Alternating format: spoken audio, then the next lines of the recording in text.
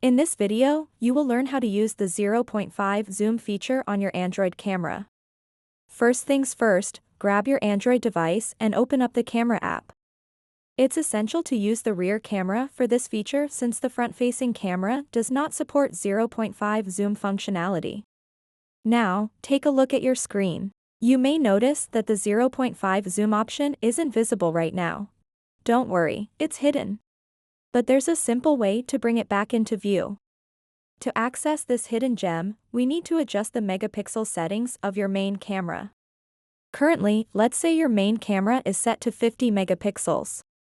To change this setting, tap on where it says 50M at the top of your screen.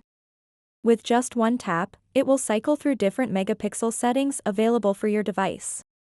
Look out for a lower option, specifically 12M. As soon as you've set it to 12M, voila! The previously hidden 0.5x zoom feature will now appear right before your eyes. Simply click on that newly visible button marked as 0.5. This allows you to switch seamlessly between standard and wide-angle views, perfect for capturing landscapes or group photos without losing any detail.